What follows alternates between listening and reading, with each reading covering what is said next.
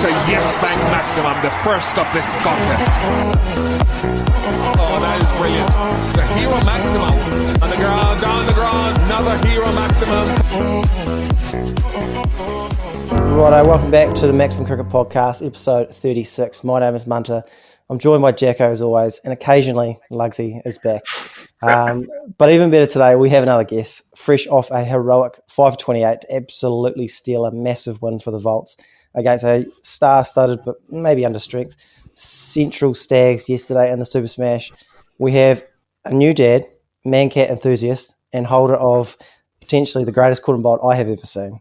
Matt Bacon, welcome to the show. And first of all, was that the best catch anyone has ever taken, ever? Holy heck, let's step aside for that intro for a second. Yeah, look, that's the best I've ever had. And speaking of caught and bowled, it's a bit of a weird one. You take something like that, and you know it's pretty spectacular. The blood's pumping, and then after the game, you reflect on it and say, like that's the best I'll ever do, and nothing's ever going to amount to that. Where do I go from here? Every catch after that's a sitter. So yeah. So you're saying you'll never drop another catch, basically? Yeah, look, that's not what I'm saying. I'm saying I'll never take a better one. So, somehow you managed to turn that amazing day into a negative, which is nice. Just a real leveler. You've peaked. As a non-bowler most of my career, is it? Would you say the feeling of dropping one off your own bowling is worse or better than off someone else? What would you prefer? I think it probably feels better because you can probably be I'd agree. Caught and bowls are pretty tough. You're trying to finish your action. Yeah. You got some roost at the other end charging you. You never know. There's a built-in excuse there, isn't there? But I tell you what, you drop one off Razor, you're wearing that for at least 3 weeks. I assume he's pretty tidy with the mitts. Is that Big right? Zori. Yeah. He's gone this year. I think he's 100%. Nice. Very good. And I believe you are unbeaten as a father there at Bakes. 2 from 2, baby. That's the method for any young aspiring cricketers. Just, go for a kid and then you never look back.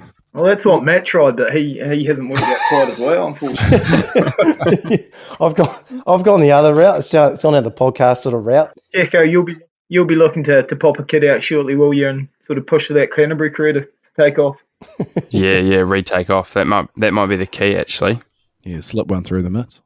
Drop that caught and bowled, you could say. Yeah, so I guess you'll be popping another one out soon, Bakes, looking, and then you'll be going to the World Cup. Is that how it works? Yeah.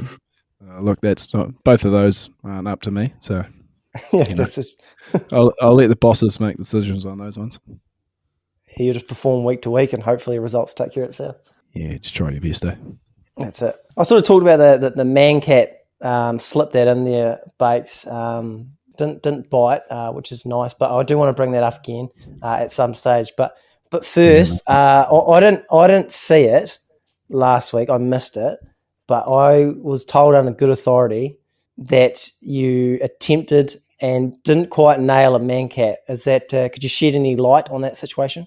Yeah, look, so we'll reel it back to Wellington. Troy Johnson, hell of an innings, but I was noticing out the corner of my eye that he was popping out the crease a bit early. So yeah, let the umpire know, and I said I was going to go for it, and you kind of doubt yourself a little bit because you don't want to be that dick that Mankad somebody that's not out. So I wait. I was full commit to the delivery. Saw him pop out again, and then had a crack at it with the nut and just literally missed the bail. But from what I heard, Sumo actually gave me big props for it. He's like, oh yeah, real good sportsmanship there. He saw him leave early, but he did the right thing. Didn't go for the Mankad. But You've got the best of both worlds there, really, don't you? Pretty much. Looked like a good tried dude. it, but yeah, you've come out looking roses the last 2 games, really. Yeah, and also Troy turned to me and he's like, yeah, no, fair enough. I'm sorry, mate. I was actually at the game, and first of all, you were superb in the grippers, by the way. A couple of stunning catches.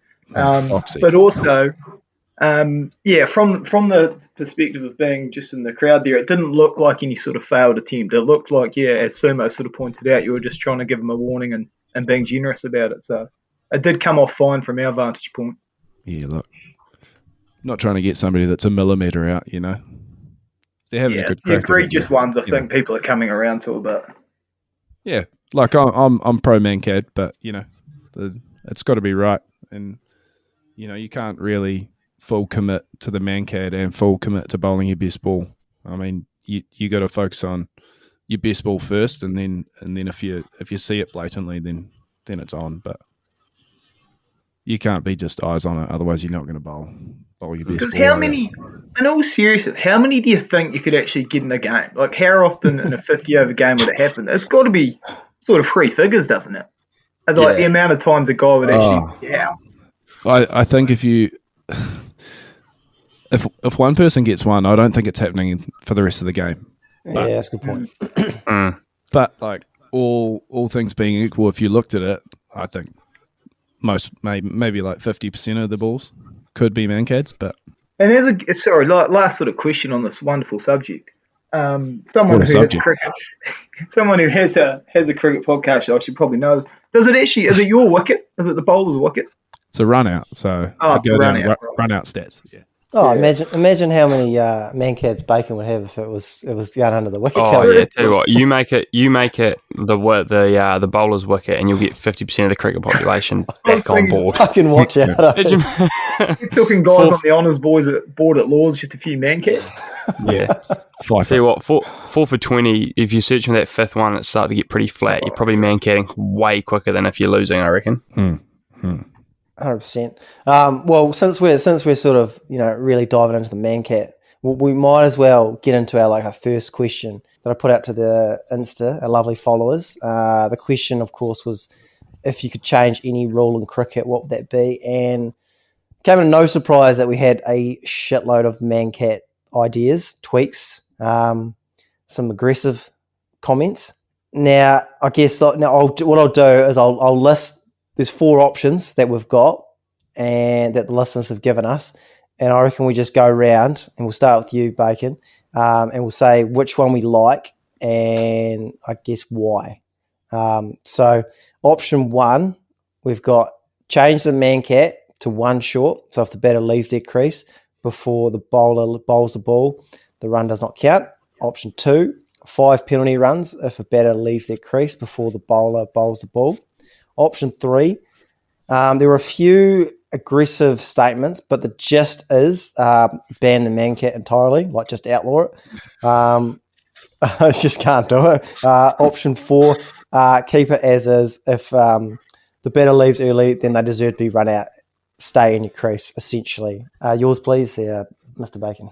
I mean, the idea of 1 short is like a great idea, but then I think that kind of takes away from the game. I think any rule change you make can't take away from the game. It's got to add to the game.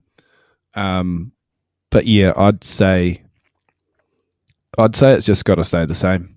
I mean, if you take the Mankad away and make it illegal, then batters take the piss.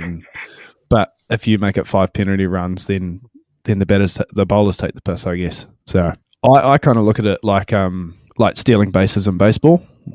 I mean, the pitcher's got to be onto it, and if they catch somebody stealing, then they're out. But then, if they get those extra few meters in them, then they get it.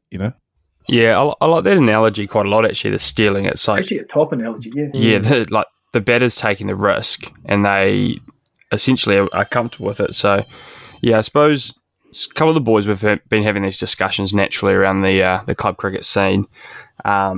Probably the biggest thing for this rule is how it falls down the grades, into club cricket, into grade cricket, and all of that shit. Yeah, right. And just feels like if you're doing 1 short or 5 penalty runs, you're actually asking the umpire to do way too much, and it's probably going to get more and more controversial. Like Mankad, if the bowler stops and the guy's out by heaps, it's starting to get pretty easy. But you're asking a club umpire who's getting paid peanuts to do quite a bit to then try and be like, oh no, that's 5 penalty runs or that's 1 short. So already getting abused.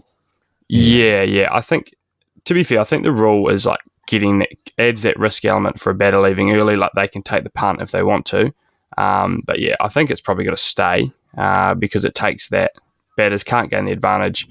They can if they want to, but it's at their own peril. So I think eventually everyone's going to come around to it. I've actually got a top yarn about club cricket and Mankads. So back when I was a wee nipper in Latham, the Mankad got banned, and the 5 penalty runs got initiated because there was one notorious man who played for my team, Stacey Kirihoma. He, I think he got like 5 Mankads in like 3 weeks. So we're talking like honest poor performance Mankads. Notorious. And that there was like some serious like words push shove type setup. And the CEO of the comp stepped in and was like, "Nah, no more Mankads. 5 penalty runs if it happens." Oh, God, it was a doozy. Good stuff.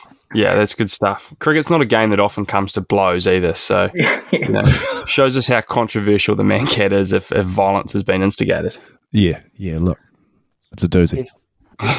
Yeah, I mean, at the end of the day, I'm probably going to fall in line with everyone. I mean, you can't ban it. That's absolutely like ludicrous. We'll just have guys, standing halfway down the pitch as the bowler's running up.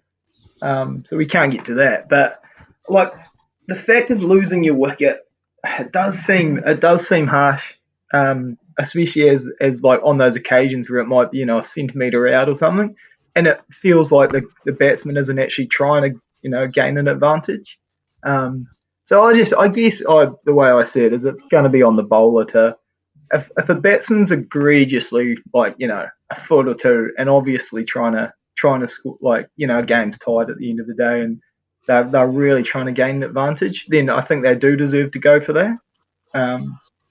So I just think I think, as I say, when you see it, when a batsman really trying to gain that advantage, and maybe one time when he just slips out of his crease or isn't really attempting to gain anything from it. So I'd like to just see a bowler know that sort of difference. And yeah, if he is being egregious with it, then yeah, get him walking.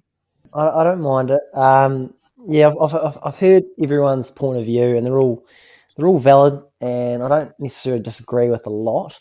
I guess the issue with all of this is how competitive the sport is getting, and whether it's the bowler or the batter, everyone's taking a mile instead of an inch. Like I guess like now that T20 is taking over, like it's really prevalent in that back end when batters are trying to get on strike, or the batters are trying to get 2.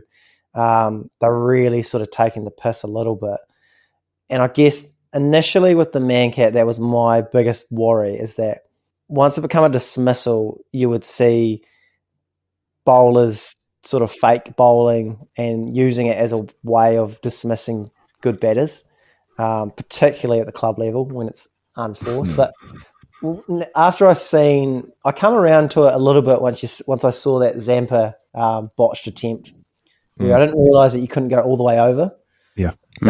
So I guess that's like a way that you can't completely fake them, if you know what I mean. So I don't know. It's whether or not whether it's 1 short or 5 penalty runs. It's going to be hard for a club umpire to decide that a bowler's arm is like halfway up, as well. So in conclusion, I don't really have an answer. I guess we're gonna. That's why you're the best, Munter. Oh yeah. Way to sit on the fence, Matt. Thanks, yeah, man. I guess. I mean, I would prefer like 1 short or the runs of void. I think that's going to stop people from doing it anyway. Like once you get caught, when you see people like Sharma, they like pick and choose when they want to do it. It's like it's either a dismissal or it's not. I don't. Yeah, there's so many small millimetre things in cricket that they'd take away from the game if you monitored them too sharply. That's one of them. And having the right amount of guys in the ring, the amount of times that guys are 1 or 2 steps outside the ring when the bowler lets the ball go. Effectively, that's a no ball, but you just can't have the umpires looking at that stuff. Nah. Oh, just back on Bakes when you were attempting your Mankads. Yeah, go on. Make me relive it. Is it like no? Just maybe just in theory. If it's like a TV game, are you like? Do you think about that a bit more? Like if I get this, if I do this Mankad, this is going everywhere because it's a hot topic at the minute. Yeah, one it's going everywhere, but then 2 you get to see justice. I guess like Like if you do it in a validation. if you're doing a Plunkett Shield game and you've got some grainy footage and it goes viral, like nobody's actually going to know if he's out of his crease or not. But if you've got a side on, showing somebody a wee way out, then it's justified. But the pooch from the top of the side screen leaves a lot to be desired to sort of plead your case in a Mankad, doesn't it? Yeah, I agree. Too easy. Anyone else got anything to touch on the Mankad, or do you reckon we've sort of talked that to death? I think we've got that covered, hopefully. Just stay in your goddamn crease. Yeah, we'll be talking about this again because I'm sure it's going to happen in a major moment, which outside of that Women's World Cup, or not World Cup, that Women's game where it sort of came about. It hasn't happened yet in a huge, I'm talking your sort of India T20, ODI final, someone does it to Kohli. I mean, we're going to have a moment like that eventually. So I'm sure it's going to come up again. Certainly. Stay in your crease. It's simple. Right. Okay. So the next popular question is around the LBW rule. Obviously, as most of our listeners know, you cannot be out LBW if the ball pitches outside of leg. Apparently, it used to have to pitch in line with the stumps to be out, but unsurprisingly, that made it really hard to get batters out. So they changed that to hitting in line and not pitching outside leg. Boys, being out LBW, I know we've got a couple of bowlers in our midst, so it'll be interesting to get their takes. If you took away pitching outside leg, but you could still get LBW, do you rate it? I'm real on the fence on this one. It kind of it favours unorthodox bowling. Like if you're a right arm spinner coming around the wicket to a right hander, that's normal in T20 cricket, but you'd consider that a little bit unorthodox. Or guys like Benny Lister, left armer, swings it away from the right hander. He's pretty much never ever going to get an LBW unless he hits someone on the full. So I think maybe it's like a league like the 100 trials it, but I can't see it happening anytime soon anyway. Yeah, I'd reiterate that. It's just like one of those ones, isn't it? It's like it sort of is there to stop the negative tactics, just round the right arm around the wicket to right armers bowling full. It's just almost there to keep away. It sort of takes it's just one of those things that's been there forever, and it's how you've learned to bat, and you know that you're sort of making judgments based off of that rule, especially to spin around the wicket and leg spin in general or long format cricket. So it would actually really affect how the game's played. Personally, I'd like to see a hit outside the line while playing a shot taken away, because if it's going to go on to hit the stumps, it shouldn't matter if you're playing a shot or not. You probably should still be out. That would be the one I'd probably change before the pitched outside leg. But interesting to hear your thoughts on that side of it. Yeah, getting given leeway for shoving that front foot across. I feel you. Yeah, just because you swing your bat through doesn't mean you shouldn't be out. Yeah. Look, as a bowler, I'm going to say I'm here for that. I don't hate that one on that at all, Jacko. I think that's got more merit than the outside leg. I think it would just, as you sort of touched on, I think it would just encourage too much negative bowling. Like just picturing a guy standing and going round the wicket, sort of a lot of short stuff, and then just pitching it up a bit. And I just think it would just be, it would encourage too much negative bowling. And Shane Warne sort of back in the day, he would just bowl overs and overs of it. That I guess it sort of creates for that in itself created sort of negative cricket, because the guys would just kick it away, and that would eliminate that. You'd obviously it should be obviously a lot harder test of your batting if you had to actually play all those balls, but I think overall it would just create too much negative bowling. Although, as you say, I'm open to any of these sort of, with all these T20 leagues around the world, if a league is sort of trying to separate themselves a bit, I'm open to all of these getting a wee trial. Every big law change has like an effect on the game that you might not think about. I wonder how quickly, like you boys, Bakes and Jacko, as right arm seamers, how quickly you guys would bowl right arm around the wicket knowing that you can get an LBW if you just hit the pads. and then as a batter, if someone's bowling right arm around the wicket, you basically can only hit it in one direction, which is leg side. It probably doesn't make it like a sport that looks as good, if that makes sense. But the counter to that would be that the batters would then learn how to bat left-handed, and then then you got all sorts going on. But that's a long way. Geez, that's a lot of glass balling, Munter. That's Jesus. A lot. I'm just thinking out loud here. But yeah, the outside off stump one, that's an interesting one, and I don't have an answer. I'm trying to think of why that rule was actually in place, and I don't have an answer. I mean, you're two from two for not having answers here, Munter. You're going great guns. Oh, I know. You boys on fire. I'm just trying to. I'm the point guard. I'm just trying to dish out assists for you guys. Yeah, facilitate. Yeah, let you boys cook. No one wants to just stand in the corner. Real Ben Simmons vibes, eh? Yeah. I just don't shoot. All right. Okay. Anyone else got anything to touch on that one? Nah. Okay. Right. We'll move on to our next question. LBW related again. I'm sure bowlers will have a different view than. I don't know if you can call me and Lugsy batters, but we don't bowl, so there you go. Umpire's call should be changed to whether 50% of the ball is hitting or not. First of all, I'm pretty sure that's already the rule. Definitely the rule. So yeah. I don't know what he's trying to mean, but I guess we'll hijack that question and go, umpire's call on DRS, should we just get rid of it? Should it be as simple as if the ball tracking is just hitting the stumps, is it out? Do we need margin for error anymore? It's a tough one because then you practically make umpires obsolete, and then is it just a video review system anyway? Then you don't appeal. Well, you still appeal. You have to. You're still going up. Yeah. Who are you appealing to? I don't know. The guy up in the box. Yeah. Josh Hazelwood will let you know. Yeah. Look, it's a weird one. I'm gonna say that the skill of being an umpire is definitely got its. Not everyone can do it, and I think if you take too much away from them, geez, those guys are just going to come so bitter.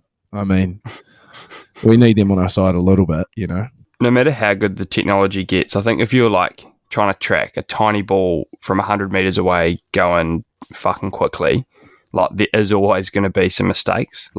It happens probably once a year that you're watching a decision unfold through the DRS, and you're like, that's just not how it looked live. There's no way it's sort of either bended back that much or it just doesn't quite sit right. So I think just because of what the technology is trying to do, you probably need that margin. And then it's just, I just think you need it there just in case. And I like how you get your review back if it's that umpire's call sort of margin, because as Bake sort of was touching on, it is actually a real skill umpiring, and they're doing quite a bit. So, yeah, I mean, to basically take their decision completely out and say we're going to basically have someone in a camera booth decide half the game of cricket just takes away those nuances further from the game. I do agree with you there, Jacko, but I actually think this is the way it will probably go. I just think with the money obviously already is huge, it's probably only going to get bigger, and with the technology getting better and better, it seems silly that you wouldn't sort of use it. Obviously, I personally would rather not. I think, as you say, the umpire having their role as a part of the game and sort of always has been. But I think just as we go forward, it will get more and more will get taken out of their hands. I just like that the DRS doesn't put 100% faith in the technology. Is what I was sort of trying to get across in terms of my argument for keeping it. Yeah. But on the sort of original spirit of the question, aside from I think that's how we'll go in the future, I do agree as well a little bit, but if it is hitting the wickets, it should just be out. It shouldn't necessarily matter how much, because that is the whole idea of an LBW. If your pad wasn't there, you'd be bowled. So if it's clipping any of the wicket, if the pad wasn't there, it would have bowled him. So I think it probably should be out.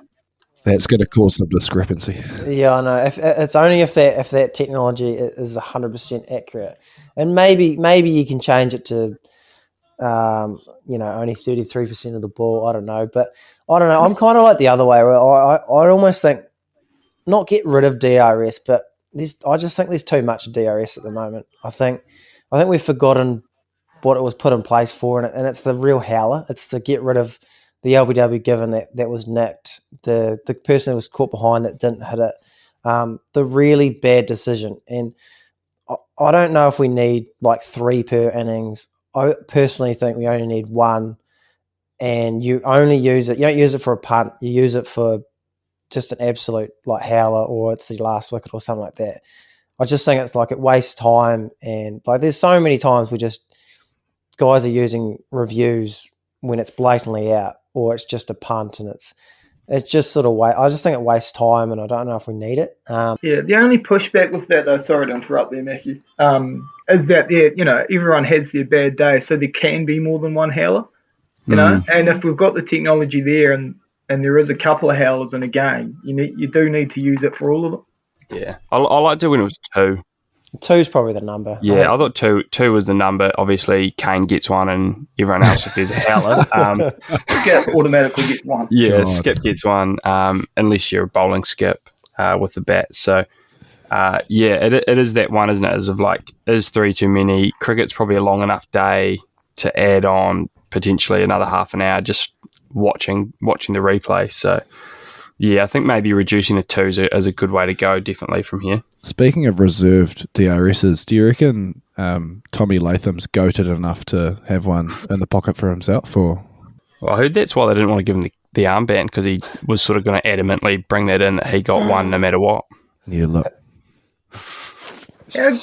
What about the Volts? Their Bacon. Who would? Dean Foxcroft gets it. Dean Foxcroft burns it. He just Dean gets Foxcroft it. Gets it. He gets it. It doesn't matter. He wouldn't even ask the skipper. He wouldn't ask to go at the other end. If he was bowling, he'd slap one in front, tee it up, bang, go upstairs, chief. Well, to be fair, if he's going to play the way he's been playing lately, I think fair play.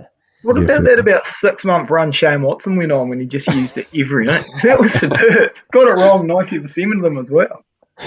Couldn't believe it either. Just like always look for moves. I would send it up there once, and if I got it wrong, I'd be like too embarrassed to ever try it again. Never again. Great guns. Well, when Aaron Finch didn't use it and got sprayed by JL. Yeah. Couldn't believe it. Unbelievable. No more touches on the DRS. Keep it rolling. Right. Okay. So this one's a bit tongue in cheek, so I'm just going to whiz through this one. We've had a suggestion that we need to remove wickets, make it just a batter's game. We don't need to see the batters get out. I for one couldn't agree more. Personally, I'll still try. I'd find a way to fail. Just nick off. Imagine what the game would look like if you just there were no stumps. It's a real hard oak Shane Warne cricket sort of setup. Imagine they brought in a new type of cricket where batsmen had a section of time to bat, and if they got out, it was just a dot, and it was you had as many lives as you had. Like sort of more the baseball route. Sounds like it sounds a bit like you might have clocked junior cricket there, Bacon. Yeah. I'm strictly thinking that. Not even -5 runs if you get out, just a straight dead ball. Or if you belt it up into the sky and you could run 4 while it's still in the air, fair play to you. Yeah. Who knows? Where's cricket going? Just spit how more. tough was -5 and coming back after an innings and being down runs? Indoor cricket was tough like that, eh? Yeah, imagine just needing going in ahead for the last pair and you lose because you got skittled heaps. Jesus, that's not ideal. Oh, not great. Okay, our next question: substitutions in Test cricket or any cricket, yay or nay? I'm going to go nay because I'm a purist. Yeah, I'll second the nay. Ridiculous to bring that in, really. I'm going to go a massive sort of go against this. I am a complete purist as well, and I definitely don't want this to happen, but I do wonder what it would look like. I was just sort of in my hungover state thinking about this today. Like, in terms of having the best contest between bat and ball, if you did just have a set 11 batters and say you've got your 6 or 7 bowlers, so obviously the team, American football style. Yeah, I'm basically going down the American football route. Yeah, defense. I do wonder what it would look like. Like, obviously the product would Carnage. Yeah, be a lot of runs scored. Carnage. So you're gonna have your best 11 batters and your best 5 fielders and your best 6 bowlers at the ground. Yeah. Yeah. And then as they do in football, they just change over in the innings, and you've got an offense defense. Don't hate it. That's something the 100 could actually genuinely trial, and I'd probably watch. I'm trying to think what it looks like. I'm instantly just against any like that sort of change. Like, it sounds too out the gate. Like, just. So you're saying you're a boomer? Yeah, I'm a boomer. I've got boomer looking over me, all over me. I'll tell you what it really does. Could bring back to the game is some real sledging. Like, if you've got a guy who's just an elite fielder or like a quick bowler and knows he's never facing the music again, fucking all sorts could go on out in the middle. Imagine if you're just like, oh, what do you do, mate? Oh, I'm a professional sledger. Yeah, it's my field and sledge blokes. Like that guy in hockey cop that just that. goes out and smacks guys. Yeah, the goon. Yeah, cricket's goon. That would be unreal. Gone is a good sledge. Everybody's a bit sensitive at the minute, eh? What's that for? Can't be easy. A good sledge, like, everyone's a little bit sensitive. You can't say something without it, someone feeling really personally attacked.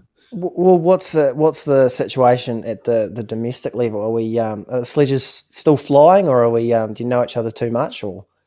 Oh, bits and pieces. Like, you play each other so much that I don't know this. That you talk to guys that are of the era of late, and they're far less matey than we are now. But either somebody gets really offended, or there's just that's just bitchy, or just real poor sledging. Yeah, there's nothing look better than like a real clever sledge that like you just get like you can see the lapse in concentration. I actually got a really good one on Folksy the other day. I rattled him big time. We'd love to hear it. He faced up to like 5 dots in a row, and he's waddled off to square leg umpire, pretty much taking his time, like trying to clear his head.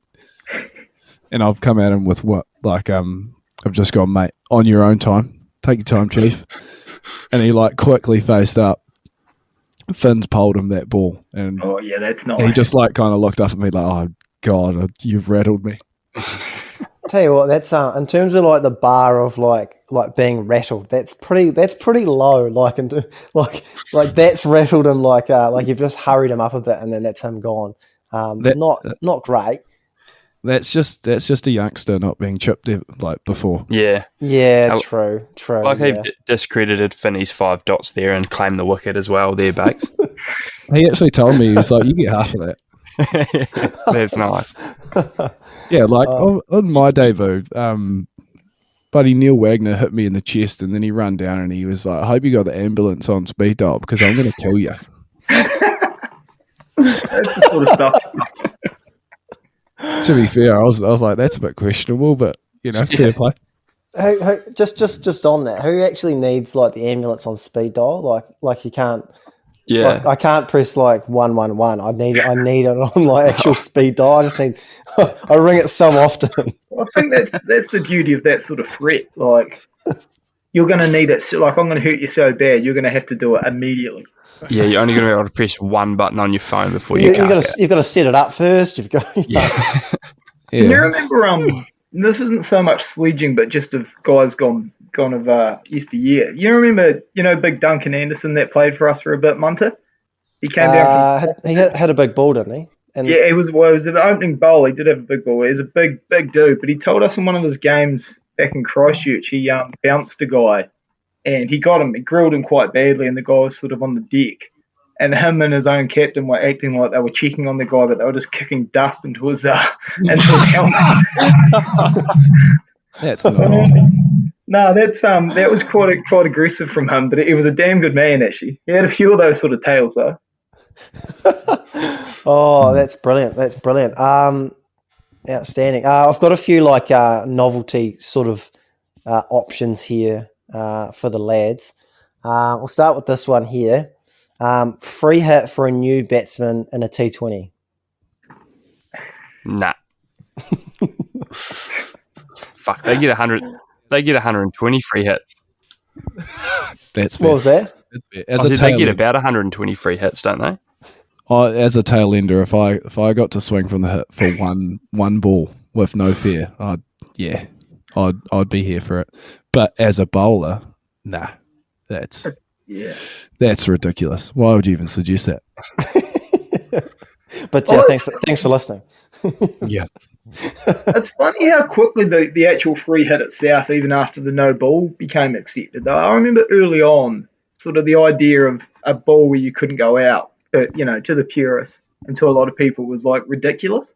That this was going to be a part of cricket that you couldn't go out on a ball, but it did just sort of come in, didn't it? And then now it's just an accepted part of it. So, well, it's I guess like I don't hate it at like a junior level. That's probably as far as I'd go, because again, like cricketers are so competitive. We'll just take the piss with this. Like, can you imagine? You need, imagine just guys getting out so that the next ball's a free hit. I tell you what, I'd never do that. Yeah, it's like, say you've got a big hitter coming in next, and you're like, well, let's just I'm a tail ender, I'll just kick my stumps over, and the next guy's coming in, and we'll just go for the free hit. The only pushback on that is probably all tail enders think they're better at hitting bombs than the other tail enders. And I don't think a genuine batter is going to be behind any tail enders for them to kick their stumps over. Yeah, that's probably a fair assessment. Yeah. You've also taken away the hat trick. That's absurd. That's actually that's a valid point there is. Yeah, that's probably where we end it. You'd literally just taken away the hat trick. That's no good. Although I'm still skeptical on T20 hat tricks. I don't know if they count. Go on. I just don't know if they count. Excuse me? What do you mean? Hang on. I'm just.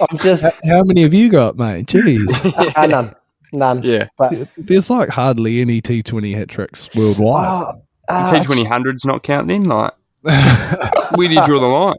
No, but there's a big difference between a test hat trick and a T20 hat trick when they're all caught on the fence.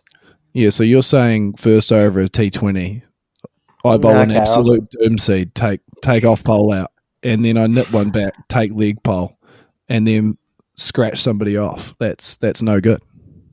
No, mate, wrong format. No, sorry. You're talking to bowlers here, Matthew. You got to know your audience here. Yeah, I know. Yeah. I wasn't expecting so much pushback. There you go. If we're doing that, then no ones in T20 cricket. No singles. Yeah. No singles. Okay. Yeah. No singles. I guess you would agree with me that there's a degree of difficulty for T20 hat tricks, just hat tricks in general. Like a test hat trick and a hat trick when you're nicking guys off is different than three guys caught on the fence.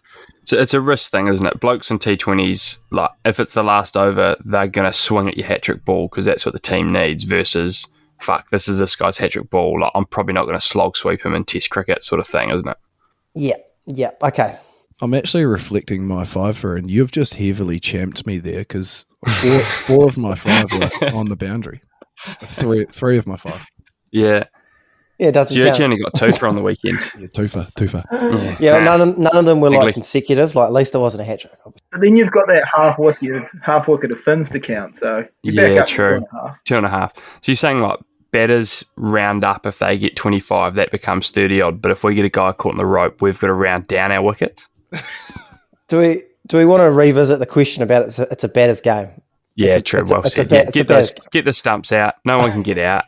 Okay, all right. These other ones. We'll move on. Okay, because it's about to get a little bit ridiculous. Well, Mutz, have you got any rules that you'd like to add to the game? Get rid of T20 hat tricks. I've actually got one. I'd like to see. Oh yeah, I'd like to see over the head bounces be a no ball instead of a wide. Interesting. With a free hit, obviously being the.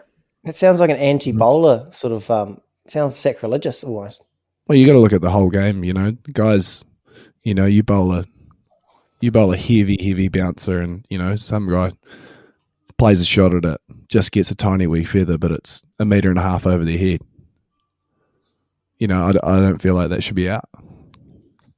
It's a very, very interesting take. Very hot take. Yeah, because it can't be a wide. It obviously can't be a wide if you hit it, eh? Yeah. Can we run this podcast? Hold on. Another game of cricket? Yeah. I like that. I like that rule. No, I think the only one, I kind of didn't mind the substitution rule for T20s. I would be interested to see where it got to. If you, because I feel like sometimes the toss becomes so crucial, and conditions become so crucial, and I wouldn't mind that be taken away by you can make a couple of changes. Well, have you got that? Did that question come in about the picking your team after the toss at all? We're going to touch on that just while we're here. Well, you might as well. Yeah. What do we think about that in that SA 220? I think that's got some be right, or at least it could be trialled. Yeah, I reckon the substitutions and that for an extension, you actually almost have the opposite. You're putting more on the toss because if you don't know what the wicket's going to do and you bat first, then you can adjust your bowling attack to suit the wicket, and as it deteriorates and gets worse and worse. So I reckon if you're introducing a substitution, you're actually you're adding more to the toss than taking away from it, I reckon. Bakes, you got any thoughts on the change in the team after the toss? It's too much for me. Too much? You're going to have coaches bringing away 14 players. Yeah. One that confuses me, obviously I understand we're trying to go away from guys getting CTE and not, but if some guy gets hit in the head, they get a full sub replacement, but if you get hit in the chest and you break a rib, you've got to soldier on. Yeah, or a tie hurt. Yeah, I'd change that as well. I reckon if you're injured, you should be able to replace them. Yeah, I don't know. I guess that could be taking the piss though. Yeah, that's the only issue with it, because completely agree. A broken rib is just as bad, but the only issue there is then it can become up for interpretation. What's bad enough to decide a guy can go off and be replaced. Yeah, this guy accidentally bowled 30 in the first innings, but his hammy's tight, so we've got a fresh seamer for the second innings, sort of thing. Yeah, I think a lot of these rules can get exploited in cricket. I think that's the thing. We just will exploit any loophole possible, which is the issue. So the next one here is a bit silly, so we can breeze through it. But this guy wants to know: can we select 1 over where someone uses a slinger, like a dog arm? Yeah, it'll be a spectacle. It'll be a real spectacle. More people can bowl, I guess, would be the pro. But then you're just taking away the spirit of bowling. You're literally you might get rid of a bowler. Yeah, look, it's a bit odd, but you imagine Michael Ray full extension with a sidearm coming down from 13 foot. How much bounce is he getting? Yeah, imagine that at Hagley. Cole Jameson steaming in with one. Oh no! There's actually a bit of a skill in throwing the odds. I was never that good at it, I have to say. I wouldn't be up for it. Mine went everywhere. I'm talking I was a bit of side netting a lot of times. Yeah, but it's a bit easier to learn than to bowl at 130, 30 plus. Yeah, that seems far-fetched to me as well. I think, not many people can actually bowl pace at that level. That's why guys get jobs just to sling in international sides and good T20 sides. Oh, I've seen some guys on TikTok that can get it up to 150 clicks, which is fucking. We had Max Stewart up at 150 this pre-season. Really? Holy. Yeah. So he'd be your would he be your 1 over like Chewy? I hit the side net, but okay, maybe not. But was quick. It was rapid. It was pure speed off. It's actually surprising Lockie Weir never really tried to make this as sort of his goal. just really steam in, be the dog throw. Be that guy for teams across the country. Look, that guy's back's crook. Just from carrying Albion all those years, eh? No, carrying all that kit round. Yeah. Oh shit! To be fair, the go. way that retro sports kit's going, Lockie's sitting on an absolute gold mine, and we're He laughing. is. Yeah, I know. He's got some fucking good shit too. This is an interesting one. I don't know how you judge it. A 6 that's over 100 meters is 8 runs. Technology again, isn't it? You have to make sure the measuring's right. My biggest thing with any rule change, I don't like anything that like adds runs for no. I like my standard. Your 1, 2, 3, 4, the occasional 5 and 6. Like I don't want an 8 in there. I don't like that. Was my only issue sort of with Cricket Max. It was quite fun, the old Max Zone, but I thought in proper cricket, I don't know. I don't like anything that changes the runs. I'll tell you what would be demoralising with that is if, like, in club cricket, you get hit for a massive dinger and they get the old 100-metre string out and fucking measure out where the ball's landed. What's the umpire going to do? Fucking step out where the ball landed from the batter's wickets. That would be a painful minute just waiting to see if you've been hit for 8 or 6. Yeah, it's fair to say this one is impossible to judge. Yeah. So, but just on that, the more runs there, Simon. Yeah. What are your thoughts on the doubly wobbly over? Because I think I'm anti it. Well, what and at becoming a part of cricket, or just in the black? Just do we like it? Well, like what do you like when you watch it? Like, what are your thoughts on it? I can handle it in that environment, but as I say, that would be only there. That was ludicrous captaincy, by the way, letting Cummins bowl that over as well. Has anyone played a worse game of cricket than the Badger? Look, that was impressively bad. Absolutely. But his attitude was exceptional. He's the kind of guy that you want in your club side. He's batting 9 only because the skip doesn't want him to bat 11, and he's not bowling. Yeah. But geez, he's a good roost. Yeah. He's a good roost. A couple of missed fields though. That's it looked like there was a few of those like highly competitive team cricket guys, just like your Kyle Mills, your Daniel Vittori's, just start to get a little bit. Okay, we get it. You're funny, but any chance of fielding one? Yeah. How healthy did Daniel Vittori look? He looked crooked. He'd been on a 3-day bender, I think. I feel like that's all that situation is, isn't it? It looks like they just get into town the night before a few beers, play the game, a few more beers by the looks of things. Lovely stuff. Bring it to Uni Oval. Yeah, back to your question, doubly wobbly? No, but what I would like to see, and this is pure big dog alpha play, is that for one ball in the batter's innings, a batter can pick one ball that's going to be worth double runs. So there's only one ball. So they go, look, I'm on for this ball. And if I get you, it's double runs. But on the flip side of it, if they get out, the next batter's out as well. That's brilliant. It's like Russian roulette sort of jobs. All on red. Double or nothing. I don't bring that in at pace. That.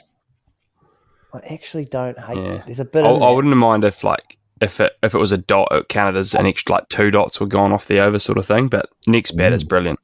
I'll tell you what I don't mind. I don't mind the old power surge in the Big Bash, where you got those 2 overs you can use whenever you want, and the fielding side can only have 2 outside the circle. There's a bit in that. Because you've got to time it at the right time when you've got batters in, and quite often there's a few wickets. Don't know. I don't hate it. It goes back to the batters and bowlers power play. I like it. I think it should be on. Yeah, just scrap the power play in general. It's just like batters and bowlers just pick some overs to use it. 3 overs each. Yep. Ooh. It's very interesting that T20 seems the place to trial all these things, but it's also like the biggest game, in cricket now, and not for a lot of us, but it is the moneymaker of cricket. Oh yeah, it's a good point. I mean, I guess imagine making big changes into Test cricket. You can't. Yeah. You just can't. We're gonna trial the free hit for the new batsman in Test cricket. Oh God! Holy shit! Imagine you could pitch outside, take LBW. Imagine just the whole session, right arm around the wicket, all the fielders, like just 6 fielders on the leg side. Just leg stump half vols. Yeah, fuck. I see like Wagner's just licking his lips. He's like, I've got another bow. I've got another bullet in the chamber here. He's revitalised after today as well. He's first on a heady, I believe. Mate, that man is he didn't look like a well man after his last game that he played, and he looked back to the old Neil Wagner. He had some fire in him. Yeah, there's a bit of I'd imagine like bowling in Pakistan, you'd lose a bit of that energy. Like when you're giving it everything you've got and it's getting up to hip height. I can imagine that takes a lot out of you. I'd love to just, live in his body for maybe an hour and just see how much pain that man is in. Should he be drug tested? Like, are we looking back and this is like Let's go down this rabbit hole. This is like a Lance Armstrong thing. Like he's just got so much ticker. But it's juiced up. It's juiced up. Like I'll never know what it's like to bowl that many bumpers in a row. You guys will. Like how physically demanding is it to bowl 10 overs of bumpers? Oh, like genuinely, like you're broken. I think I tried it once and like had a month off, sort of thing. Like last game of the year, I was just fucked.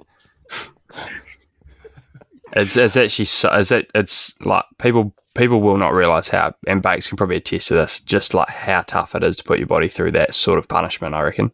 The worst part about it is the longer you go, the worse your bounces are, because you just hooked. And then if it doesn't work, you just look like an absolute numpty. Yeah. Like, you just come around the wicket at me and bump me for 3 overs and nothing's happened, and now you're cooked, calling the physio on. Yeah. Yeah. And now you've got to just go back to, 4 stump ring field, like dotted up again. Now that's when you switch it up and you go wide plan and you just sling it down the 9th stump with 9 guys over on the offside. Yeah. Just like look after those figures, just keep that economy rate back down. Yeah. Was who Razor? He does the bumping in for the vaults, wouldn't he? Yeah. One, because he's angry. 2, he can be frickin' rapid when he's on. And he's about 7'17" or something. Yeah, that seems accurate. I agree. Sorry, Munter. Only other rule I'll interject in is this new one in the Big Bash when the roof's closed. Oh, yeah. That like hitting the roof is 6. Like that guy was like clearly going to get caught out. Like he's hit one basically dead straight up. Like probably going to be out, and he just gets 6 bones for it. That's a real one I'd like to see adjusted. Yeah, I don't like it. It should have been if it hits the roof, you're probably more chance of getting out than it being 6. I've got a solution. One, it's going straight up in the air. You've got somebody who's going to contest with lights, the big black. It's an absolute swirler. So I'm thinking it's 50-50. How about they just coin toss? Yeah. Heads it's a 6, tails it's out. Yeah, don't mind it at all. When he's hit it straight up, like there's no real chance that that's going for 6. Yeah. Fair play. Yeah. Like, I don't know. I think it's got to be dead ball, isn't it? Like it's just, yeah. I'd like to see it just stay live. Actually, you can catch it. Like you can just catch it off the roof. Yeah, just play on. That's actually not a bad idea. Yeah, advantage. Sort of the old Happy Gilmore play it where it lies sort of set up. Just exactly. Going. Yeah. Well, there wouldn't be many 6s. There wouldn't be many shots you hit that are tracking and be 6, hit the roof, and you get caught on the rope. Like realistically, is there? Like you wouldn't be too gutted. No. So, and there's one like literally one ground that this is a problem. Like I think you'll be right. The chances of that happening is pretty nil. Do you bring in a specialist guy that's just real good at like top edging it straight up if you play at a closed marble stadium? Yeah, I'm pretty good at that. I'm pretty good at it straight up. Yeah, you definitely do if you've got 11 batters like I reckon you should. Oh, and especially when you get free hits first of all. Yeah. Right. Should we do a quick test season 2? Yeah, we'll make it quick because it wasn't great. Like I don't want to sell it too much, but obviously it came out Amazon Prime, covers the Australian cricket team. a lot shorter than the season, covering the Ashes at home, away tour, Pakistan and Sri Lanka. Obviously, quite a bit of the JL, Tim Payne stuff, who were obviously main characters in the first season, killed off in season 2. Boys. Sugar. Sounds like Game of Thrones sequel. That is unbelievable. Imagine those stories getting planted by Amazon to kill off a couple of characters. Yeah, that's actually why. It was actually Amazon like planted like the other one. Amazon released the text. It was Amazon that had them on Tim Payne. Oh yeah. That's fucking done, man. Yeah, I mean, like personally, it was a decent doco. It wasn't great, mainly because Australia won everything. It wasn't like a lot of drama, really. I've just got it. There was a couple of things that stood out to me in the doco. We've got at the start, like Pat Cummins is talking about how he met his missus, and he's mentioned she's mentioned that he lied. He didn't tell her that he was a professional cricketer, and she found out because he was on a billboard at KFC. That feels like something like you'd tell a girl if you were like looking to pursue it. Well, it's something early on. Cricketer, so. Yeah, sounds like he's not using his status well. Actually, I think if he was thinking that she was, going to be the one, he's looked into her eyes and gone, "This is the one." This is the one that I'm going to introduce to my parents. I think there's a little bit of a stigma from women, with some specific women, towards athletes. And I think he's thinking, I don't want you to judge me as if I'm a professional athlete. I want you to judge me as if I'm an accountant working 9 to 5. Incredibly good looking, like Pat Cummins is. I don't want you to be starstruck. I want you to rate me on who I am, not for the class bowling that I operate with. It's an incredibly good answer, actually. That's probably the correct answer. Yeah, sort of a lot more serious than I thought we were going to go down, but you're probably right. Look, I think if he's looking for a one-nighter, he's like, look, I'm Aussie skipper. Yeah. Which we've all said a couple of times. we've all been here. Yeah, all been guilty of chucking the Aussie polo on when they come to town. Shit, I'm just outside, rolling the arm over trying to look good. She's like, don't you have a game tomorrow? Yeah. Aren't you in the middle of a game? But you're like rolling the arm over in front of her, and then she's just like, "That's like, you're not professional cricketer." Like, look at that. That's sloppy. It's no chance. The other thing that was quite controversial was to do with Manus and his way of cooking a cheese toastie, where he makes a pretty standard cheese toastie and then puts it in the fridge and eats it cold. Thoughts? Yeah, disgraceful. Shit, straight off the bat, disgraceful. Yeah. That's it. We should move on. That's it. Just have a ham and cheese sandwich then, mate. Yeah, I've actually got some experience with the cold toastie.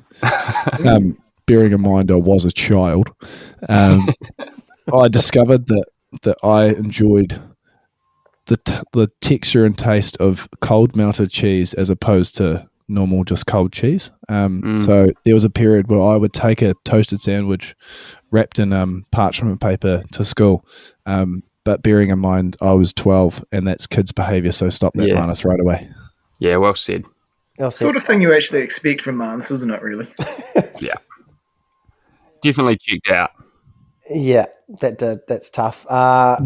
Another interesting sort of dilemma, well, not dilemma. It was actually funny as fuck, to be fair. The Dave Warner drink bottle scene, where I think it might have been Sri Lanka, but he's nicked out or been dismissed anyway, and he's obviously disappointed, and he goes into the fridge and grabs like a water bottle, and he's struggling to take it off, and he's getting all pissed off more and more, and then he's just like, ends up giving up and throws it again, throws it across the room. Sweaty hand syndrome. Yeah, look, we've all been there. Yeah, we've all been there. Any good blow-up stories we've got just off the cuff that you're probably allowed to say would probably be oh god, be a preference. Well, who sort of handles going out the worst amongst the team for the Volts? Yeah. Well, I won't go into detail, but Lou Johnson got cited last game, so a wee bit of a coding. Neil Brooms probably was the best, mainly for a delayed blow up. He'd get out and, it could be 5 minutes before he's going off, but geez, it could go good.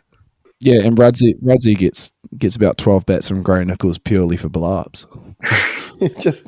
There was a few sticks flying around that doco, like Travis Head was throwing a lot, like sticks across the change room. You got so many clubbies just like their hearts are just breaking. They're like, these are the best bats I've ever seen, and they're just disrespecting them. Like we'd kill, like guys like us would kill for those bats. Yeah. Like we're not throwing bats. Like they're expensive. I love when someone does it at club cricket and then instantly regret today, like, fuck, I've only got one of these. I remember a young Dan Duke at. Oh God! There's a few stories, but one in particular was when he got a brand new helmet. This was at a district tournament, and then he obviously got dismissed, and he threw it against a tree, and then I think he either stomped on it or he whacked it with his bat, and it was broken within like one game. So that was good because you obviously you're not getting that back.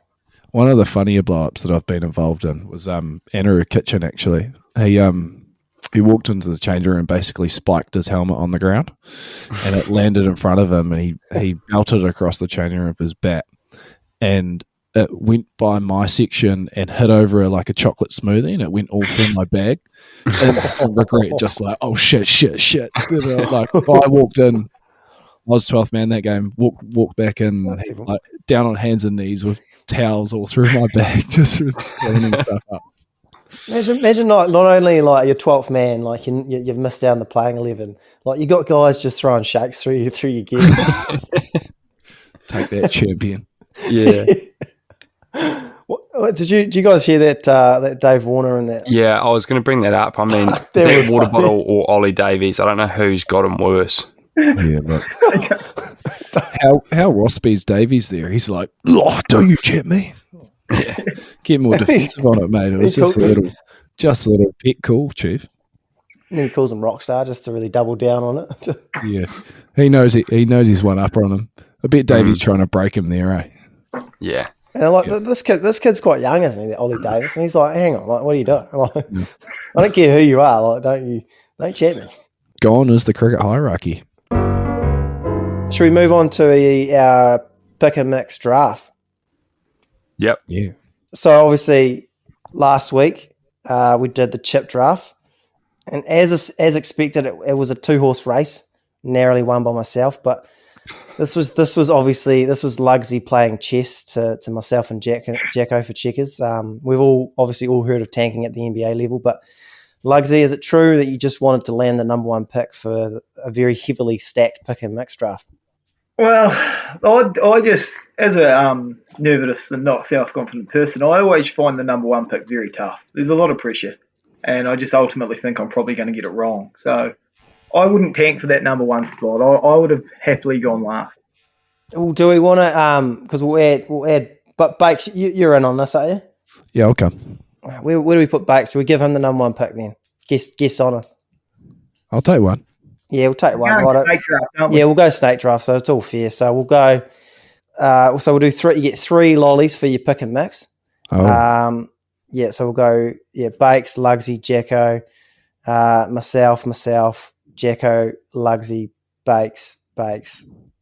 We'll figure it out. Yeah. So Bacon, if you will, your number one pick. Yeah. Look, I'm going for. I'm picking my skipper. I'm going for Mr. Reliable. He's been there. He's done that. He's going to be around for a lot longer than all of the other pick and mixes. I'm going for Sour Worms. Sour Worms. It's not a bad pick. Not on my board actually. Not on your board at all. No, I think that's a me mistake to be fair. So that's I'll probably have to fire my scouting crew. But chestnut checkers, baby. Lugsy, what are you running? Well, one thing I did enjoy about last week was I thought you guys stayed pretty true to the chips you actually liked.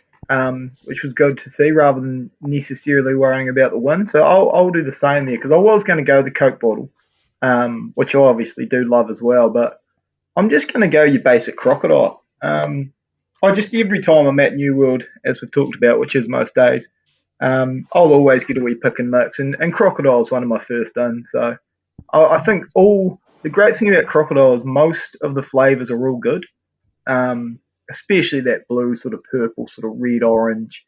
Yeah, some good options there. So I'll go the crocodile. Top option. Can't complain. That definitely on my board. Dusty. Not rate it. Take.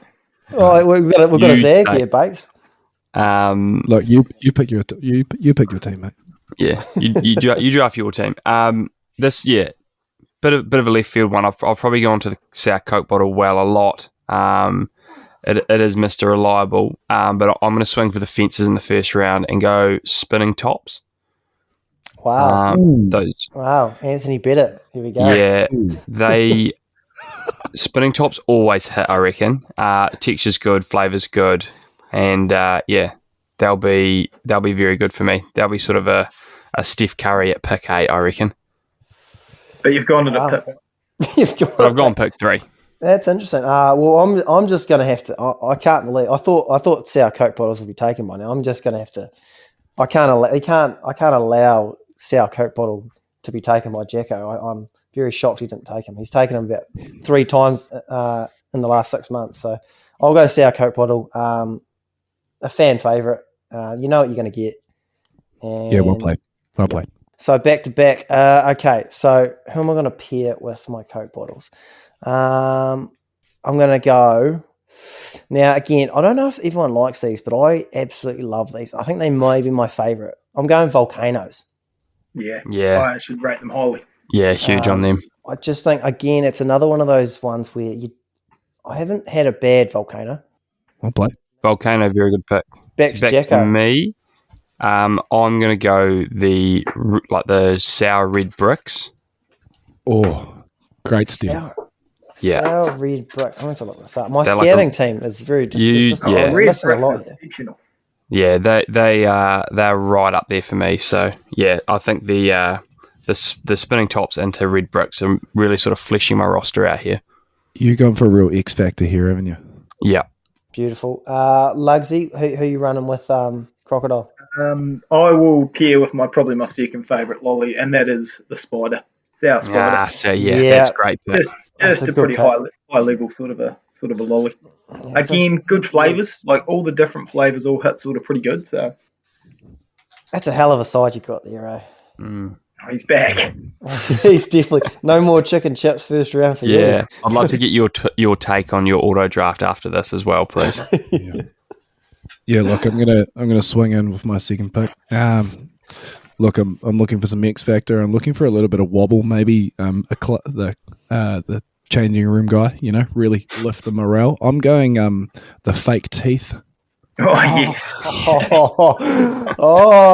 I tell you what, very disappointed to miss him. That just was novelty as well, eh? Just still even an adult, what fun to put in and pretend you're wearing a mouth guard.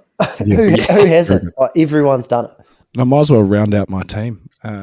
So this is a special one, close to me. A yin and yang, if you will. I'm going to go with the egg. Yeah, that's a good. That was definitely on my board. A gummy fried egg. It took me a long time to realise how good the egg was. And to be fair, if you're rocking out for the bacons and you've got the egg in your team, you're onto a good combo. I'll tell you what, we've let bacon get egg, which is really going to kill us in the long run, I think. Never mind. Righto, so we're back at Lugsy, are we? Yeah. Well, I surprise. I mean, this might not be everyone's favourite, but again, for me, I'm probably getting my favourite 3 lollies here, which is all you can really ask for a draft. And I'll take the strawberry. The strawberry, yeah, it's a good pick. Yeah, just the gummy one. Sour.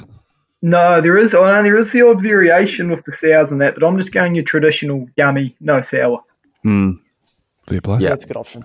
Yeah, big play. Like how you've stuck to your heart here for your team. My last pick, I'll grab peaches and cream.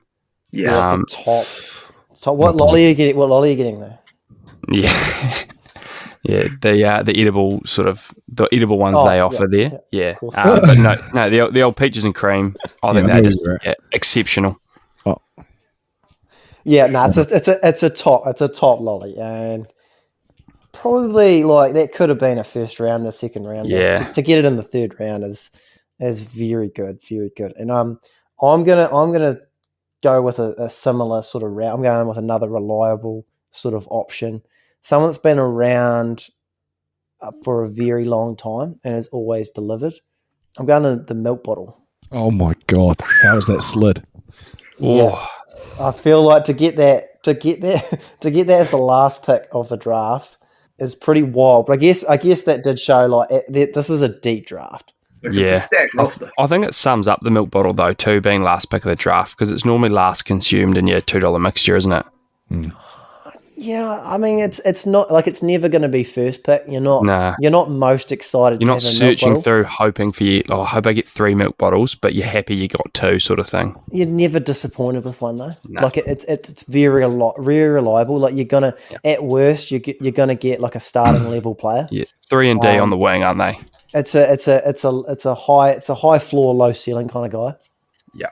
So I mean, I'm pretty happy with that. My roster early doors. I think who's my favourite here? I think Bacon adding egg is going to be tough. Yeah. Lugsy's pretty good. All very strong rosters. I think this could go any direction. No real rogue picks. Probably the spinning top. When now that I look back at it. No, correct. Yeah. But I mean, I got the same with Anrik Norchi in the T20 World Cup draft and how'd that go. So I was having those sort of vibes actually. Yeah. Oh, too easy. Honourable mention I almost picked as well was the old carrot. I'm a big fan of that. Yeah, I did have that. Would the boys have any other honourable mentions? Yeah, have we got any? Yeah, I've got here jet planes. Definitely. Wind fresh, yeah. Definitely a favourite. The red and black berries as well go very hard out of New World. Look, if I get another one, I'm going TNTs. TNTs. Oh, that's a good option. Another reliable pick is your snakes. Yeah.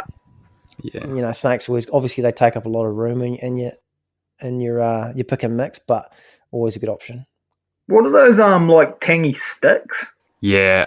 They are actually a favourite of quite a few. Big fan of a couple of tangy sticks, Jeez, actually. That's waspy. I'm not here for that. Not a tangy stick, man. Did anyone bring up the sour peaches? No, I'm just looking I thought at about them it. The old peach heart. Yeah, I think that's it. That's it. This draft we could have gone five deep. Yeah. Crom, you would have been close to Jersey Caramels in the first round, wouldn't you? I actually find them nothing short of disgraceful. Oh no. Righto, should we wrap it up? Yeah. Can we just quickly get Crom's thoughts on his auto draft last week? Yeah. Yes. Well, I'll say it was funny. It was very funny when you were talking through like the chicken chip because Molesy's he was a huge campaigner of that. I think as you said, like they were poor chips. What did I get last? There was something there, wasn't there? You got burger rings. You got the number 2 at burger rings. Burger rings, I feel like it's one of those chips that's like a staple of you growing up, like a small pack of burger rings. You're not eating it now, are you? Well, the other thing about them though is that quite often you can still get them on special for 99 cents. So those rations and munchos. Yeah. That's a hot 3 ball. Yeah. It's a real nostalgia sort of like 3 there. Yeah, very much so. Righto, team. That's us for another week. If you can, chuck us a review. Have a look at Patreon for some early release action. Massive thank you to our guest, Matthew Bacon.